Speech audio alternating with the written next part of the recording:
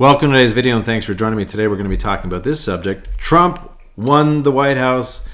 He is now the 47th president of the United States, but what does that mean for us here in Canada? What can we expect out of a Trump presidency and how is that going to influence us in Canada? So don't you really want to know what's going to happen to markets, interest rates, currencies, housing, energy prices, trade? We're going to cover all of that in this video, so put a pot of coffee on because we're going to blast through this information as fast as we can because there's so much. But this is a video you want to watch from front to back because I'm going to be showing you exactly where you should be putting your money, what kind of industries, what kind of stocks, what kind of mutual funds. You want to check this video. Okay, thanks for tuning in. If you have any questions or comments, put it right below because I'm the one who is answering your comments. Don't give it to somebody else to do. I like to actually know what you guys are saying about my videos and I reply to your comments, okay? So let's get into why you're here today. Does it really matter who is in the White House, meaning a Republican or a Democrat president? We're going to show you some stats behind that. From Eisenhower all the way to Biden, there was no real clear difference. Now, it depends on how you measure compound annual growth rate. So that's what that CAGR means. So if you're thinking of calculating by a mean average, then the Democrats are doing better than Republicans. And if you are calculating using a median average, then a Republican president does better for the markets than a Democrat president. It's just stats, it's math. It's not about who you like, it's just how the markets have reacted one way or another. Now, with a Trump presidency, he did pretty well, didn't he? If we're going to admit what happened with the election, he ran the board across the United States and he has control of the Senate and almost gained control of the House of Representatives. He's likely going to do a lot of what he wants to do through executive orders because he doesn't need Congress's help to do these executive orders. He can just write his name on a piece of paper, say, we're doing this now. And that's on trade. This is policy change, immigration, deregulation. I mean, he can do a lot through executive order. And why is that important for us here in Canada? Because the things that he's going to change is going to affect us here in Canada. So let's get into the first one, markets. What does a Trump presidency mean for North American markets? There are markets all over the world. Prior to the election, the VIX, this is a measurement of fear in the markets, went crazy high. And then as soon as the election was over and we saw who won the election, I'm not saying that because Trump got in, the VIX is down. I'm just simply saying now we know who's in, and it appears that people are not worried, at least from a market point of view, that Trump is the president. Because look at the VIX, it just fell off a cliff. So what is Trump going to be doing that's going to be affecting the markets? Deregulation, that's part of his game plan. Lowering taxes. This is all going to benefit small and medium-sized companies. So if you want to know where to put your money, you want to look to small cap and medium-term cap, especially U.S. companies, because they're going to benefit the most. Deregulation and tax cuts. Tariffs. This is really going to help elevate the markets. I'm going to get into tariffs later so you understand. What are they all talking about tariffs? This is going to actually elevate the market. It's going to lower interest rates just in the near term, but because of tariffs, that is actually an inflationary problem. And we're going to see at some point that you're not going to be able to lower rates. They're going to hold on rates and we're going to go right back up to raising rates. Is it going to get as ugly as it was during COVID? I don't think so. But, you know, enjoy this lower pressure on interest rates for the time being. So who is going to be the winners in a Trump presidency with the kind of policies he's going to put in place? Financials, fossil fuel energy, domestic steel, coal production, managed healthcare, American automakers, and defense companies. Industrials are going to benefit from this because they're the most highly regulated of the subsectors of the economy. So you're going to definitely want to enjoy investing in industrials, metals, and mining, and various segments of the consumer discretionary spending as well. So that gives you some idea as to where you should be parking your money during the first 2 years of a Trump presidency. Because why do I say 2 years? Because every 2 years they do elections in the House, and that could change the balance of power. Okay, the losers are going to be green energy. Trump signaled already he doesn't like the EV car and the batteries and all this. He doesn't want to, the EV cars meaning he doesn't like regulation forcing people to only buy EV cars. The wind farms, that kind of thing, those are all going to not be on his radar. Medicaid-focused managed care companies. So what does that really mean? Remember when he, in 2017, when he got into office, he was trying to kill Obamacare, right?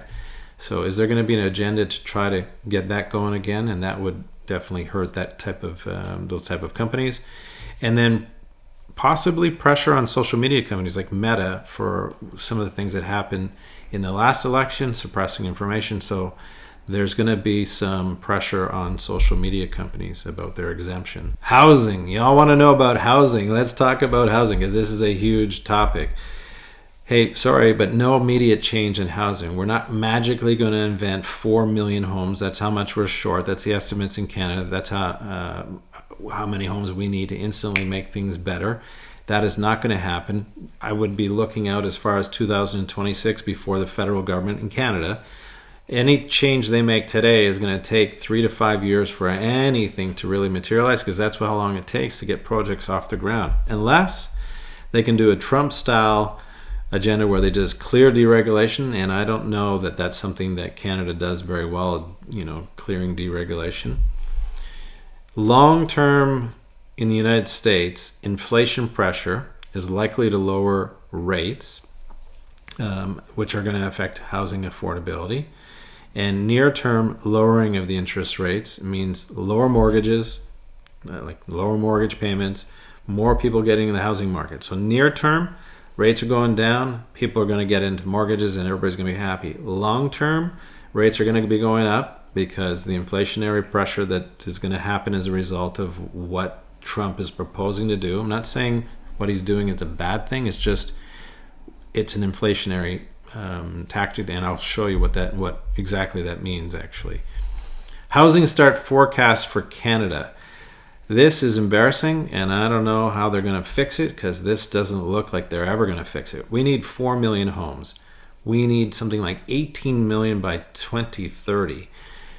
Housing starts are estimated in December of 2024 to be about just over 273,000. Same in January, or same to March, and then dropping by next year. So how are we going to actually fill all those homes? I don't know how we're going to build all those homes because it doesn't look too aggressive for housing starts. Home ownership has declined since 2011. Look at home ownership. In Ontario, it was 71% home ownership in 2011. 2021, 68%. And I don't think it got any better during 2021 and 2024. Rates were really high. People were out of work. COVID was around. It was really difficult. And why is home ownership so difficult? Look how much it costs for you to get into a home, to be able to afford a home, to qualify for a home. Look at Ontario, $17,000 of monthly income required to get into a home in Canada. This is just crazy. Let's look at Calgary's $12,000, Edmonton $8,000. We've got Ottawa at $13,000. This is really expensive. That's why it's not easy to get into a home, and that's why people aren't. Maybe that's why we're not building homes, because it's just too much money to get into a home right now. So how is this going to help us in Canada with Trump in the White House? Well, it's going to help Alberta. Trump has an agenda to drill, baby, drill, right? He wants to make United States energy independent. That means that North American oil production is going to go through the roof. That's going to help Alberta. So if you're thinking of where you might want to go and get housing that's affordable right now, Alberta for now, because as that industry picks up, you're going to see housing prices in Alberta start to climb. Now, for the rental market, if you are a renter here in Ontario, it doesn't seem like you have to pay the rent in Ontario, but in Alberta, that's not the case. So if you're thinking of purchasing rental property, it looks like Alberta might be a really great place for you to do that, given the fact that it looks like under Trump, those prices are going to start to go up in Alberta. Now, are we going to see any overflow of skilled workers coming from the United States into Canada because of the immigration policy that Trump wants to start. That could be a situation where people are relocating from the United States into Canada because of they're maybe going to be deported and they're just going to move, or they're going to come across the border in an unlawful way, we'll call it, and that is going to not be good for Ontario, Alberta, British Columbia. That's just going to drive prices up. So on the housing sector, interest rates are coming down. That's going to make affordability much easier, but there's no supply, so that's going to drive prices up. And then with immigration that's going on in the United States and people wanting to come into Canada, that's also going to drive prices up. So no relief here on the housing market in Canada. Well, our Bank of Canada governor was recently asked, where do you see interest rates going? And he put his hands up and said, your guess is as good as mine. Well, I know, making a joke of it, but Bank of Canada has been behind on interest rates cuts for a while, finally getting down to where they should be. But I don't expect to see that for very long. And why? Well, here's the reason. A Trump presidency, this is aggressive on the rate cuts. He wants to see rates come down. And when the United States lowers rates, Canada usually follows. Now, is it lockstep? Not quite, but you won't see a big divergence between a rate in the United States and Canada. It's not a good idea. It never ends well for us. So you can see that. Now, something that's going to be happening that's going to stop rates from going down, and that is tariffs. Trump has an agenda for tariffs, and let's talk about that now. Tariffs in the United States, Trump is proposing to have a 10% blanket tariff across all goods entering the United States. Is Canada going to be exempt from the tariffs? There's been no talks on whether that is going to happen. There should be, and I'm going to get into trade in a minute, but there should be, because there's $3.6 billion worth of goods going between Canada and the United States every single day. Immigration. Wow, immigration is going to be a problem in the United States. Now, I know Canada has recently made changes to immigration, but we have a serious problem with housing shortage in Canada, and that has been one of the key problems of housing affordability and not having enough inventory is the amount of inflation or amount of immigration. Now, Trump may not make that any easier for us here in Canada. He intends to have mass deportation of 11 million illegal immigrants in the United States. Now, this could cause illegal border crossings into Canada, and Canada has recently announced that they're lowering the amount of immigration into Canada, and mostly you're going to see a couple charts here about permanent residents and temporary workers, but essentially what's going on in the United States could push a lot of people to get out of Canada or get out of the United States in a big hurry and come to Canada. There's going to be a reduction of permanent residents. I'm not going to get into the numbers. They just announced that it's a significant amount, but I mean, the damage is done. We brought in a lot of people in Canada. Now you're going to say, okay, now we're going to turn the tap down a little bit, but in the meantime, we got all these people and they need a place to live. So U.S. population growth. Under a Trump presidency, look at what happened when Trump in 2017 to 2021, population growth went down. And then under Biden, I'm not saying good or bad, I'm not trying to say who I favor or anything. I'm a Canadian after all. But population went through the roof in 2021 after Trump left. And you all know, I think, in paying attention to the news, what the difference was. Trump didn't want to have illegal border crossing, and Biden seemed to favor illegal border crossing because the population exploded. Canadian population growth under Prime Minister Trudeau, whether this is good or bad, it looks to me like since 2015 to 2024, we've had Trudeau as our Prime Minister, and you can see the population growth in Canada is going up and up and up and up and up. Exploding, you can see a few years where it just spikes, but it's not because we're having babies. Let's have a look. Immigration accounted for almost 98% of growth in 2023. 60% of that is from temporary residents. Look at this chart here. you can see that the net immigration, that's that gold line, or migration. This is people coming to Canada, right? And you can see how it's gone up dramatically from 2020 up. For some reason, I don't want to get into that. I don't want to get into politics, but Canada decided that we need to not just have moderate amounts of people coming, we need explosive growth of immigration, and poof, look what happened. Now the blue lines, I'm going to get into what does that actually mean. There's natural increase. I'm going to explain that in a second, and you're going to be surprised. Okay, so here is what this really means. A non-permanent resident refers to basically people who moved to Canada who are not permanent residents.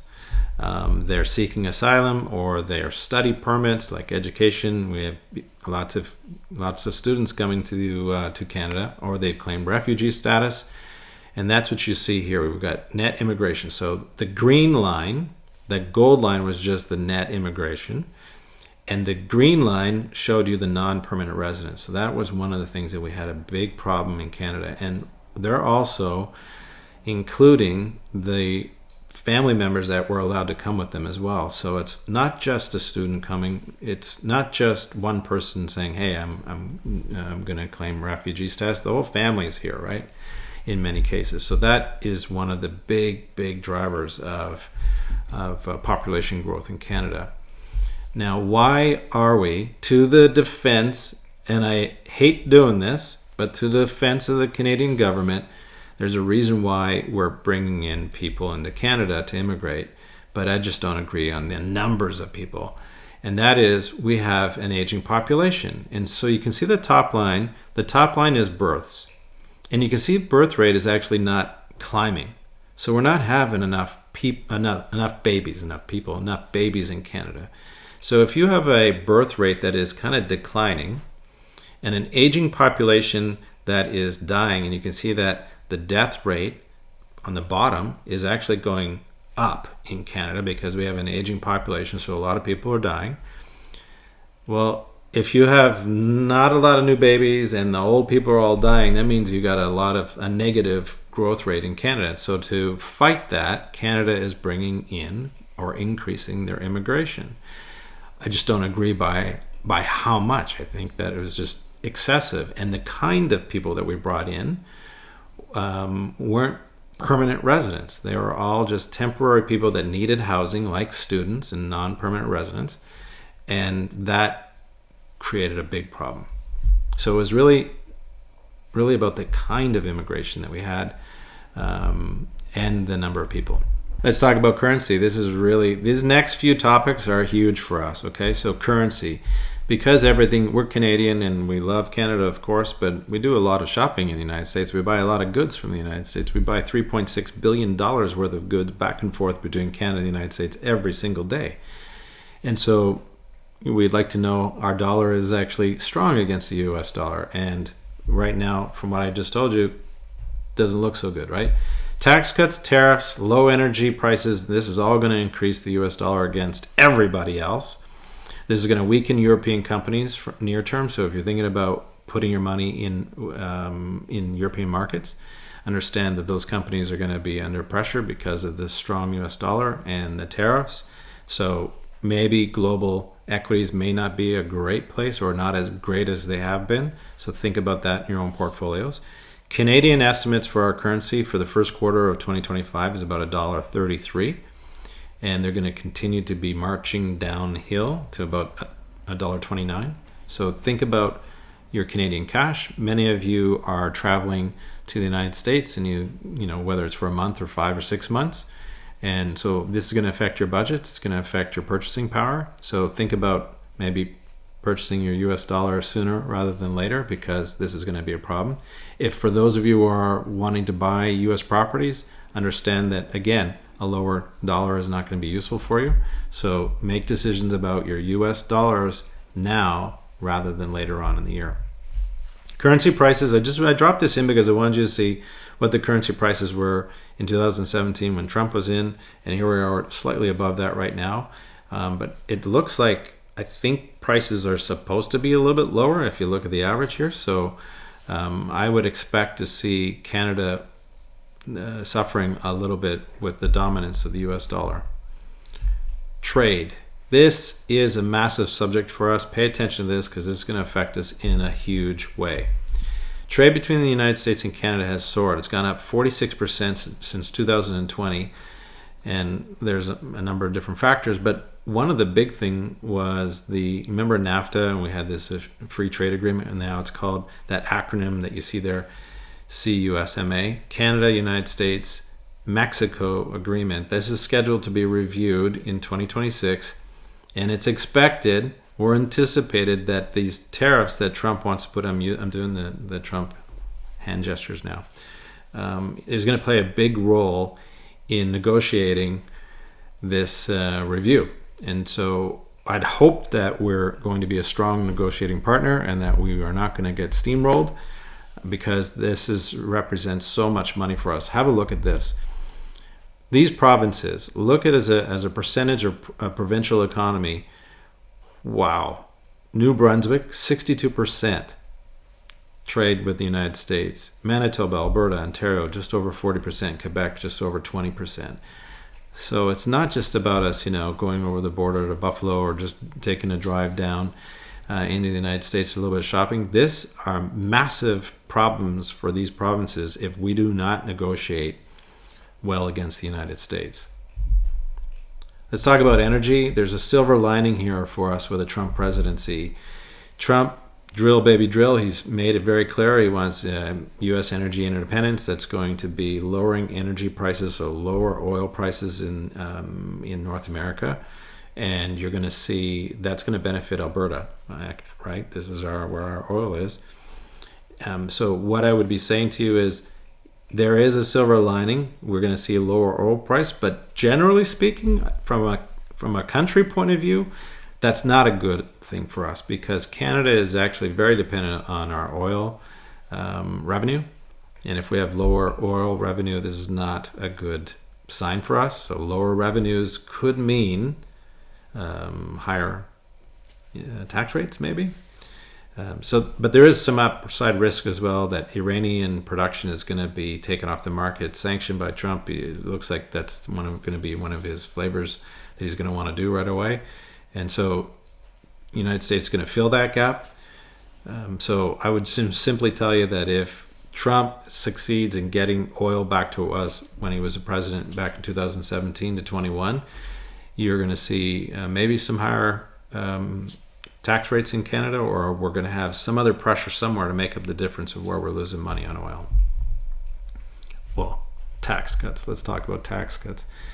You've been hearing a lot about tax cuts in the news. If you're following the news, you're hearing about what does that mean. So I want to share just a little bit what it means. You may have heard this Tax Cuts and Jobs Act of 2017 when Trump came in. He passed this act, and pre-tax cut, or pre-act, we'll call it, corporate tax rates in the United States were 35%. Trump brought it down to 21%. Now, what's new is Trump is promising to get it down to 15%. I'm going to go into why is that a problem. Good for the United States, but why is there a problem for us? And you can see here, these tax credits that are in gray below where it says permanent status and so on, those are set to expire in 2025. Now, Trump is not going to want to let those things expire. He's want to keep them going. Why? Because this was good for the United States. This is good for the people of the United States. They were paying less tax. They had all these benefits. So Trump's going to want to extend that. And because he's got control of the Senate and got quite a bit of votes in the House of Representatives, it's quite possible that they're going to be able to extend these taxes, even though it's going to increase their deficit by estimated $3.5 trillion by 2034. But everybody seems to think, just kick it down the line, it's fine, right? Well, now why is tax cuts a problem for Canada? Because of increased competition. If you are a business and you want to set up shop, and the United States is saying we're going to lower your corporate tax rate to 15%, and there's a stronger US dollar, and you come into Canada and you've got higher tax rate, you've got a weaker currency to deal with, and you've got a lot of regulation, and that Trump's going to get rid of a lot of regulation, that means it's going to be very, very competitive against Canada. So Trump wants to lower the tax rate to 15% from 21%. This is going to be positive for equities in the United States. Canada's top corporate tax rate is 38%. Now, of course, it depends on if you're a small business and so on, but essentially that is not being competitive. And deregulation in the United States is going to be favorable at a time when Canada seems to be directionless. My tongue is not working. It just seems to me that the United States is saying, hey, we're open for business. Look what we got here for you. Bring your business to the United States. And Canada is less competitive in that area. Defense spending. Why am I including defense spending? Because it's going to cost us more. And this is a serious problem. And I'm going to get into it. Ready? Trump is pressuring all of the NATO allies to meet the spending targets of 2% of military spending. Canada right now is at 1.3% of GDP spending on military. We agreed that we would be at 2% by this year, 2024. And we're not. So we've asked to say, hey, could we just push that down the line to 2032? And Trump is not going to like that. He's going to put pressure on the Canadian government to meet the needs and to put money there. And so how is that going to affect Canada? You can see now how the leverage is being placed over Canada with tariffs, military spending. This is a big problem. And our government's got to be strong in being able to negotiate all these things. Canada already has committed to the F-35 submarines for the Navy. I mean, we actually have to spend money on our military because we are sent everywhere, and Canada is regarded as, wherever you go in the world, people love Canadians. And wherever there's a problem in the world, our Canadian military is there. So God bless them. But we need to protect them. We need to spend money on our military. Trump's pressuring our government. But what does it really mean? It means that if we have to increase our spending in military and our oil revenue is going to be dropping, there's got to be something. Someone's got to give. We're going to have, higher tax rates, or we're going to have cuts somewhere else that is going to make a lot of people unpleasant. So cutting benefits is like an increase, isn't it? Because now you have to pay for those benefits. So something's going to give, and I hope that our government is going to be able to negotiate well for us, because it doesn't look good in this area where we have so much leverage on Canada right now to comply to whatever Trump is going to be demanding, right? So this is really important. And Canada's having difficulty meeting their recruiting targets as it is. And so here we are having to spend on military equipment, and we don't have the personnel to actually be there to fix them and operate them. So this is a very difficult subject and difficult thing for Canada to get through. Well, I hope you enjoyed today's video. I gave you so much information about how a Trump presidency is going to be affecting us here in Canada, where to put your money, what kind of investments are going to do well, what are going to do poorly, everything about interest rates and housing and currencies. So I hope you enjoyed today's video. Well done for sticking through it. If you got to the end of this video, put in your comments. I want to hear that you made it, because I wanted to make sure I covered everything. Thanks for joining me today on this video, and I look forward to seeing you in the next video. Thanks, and be well.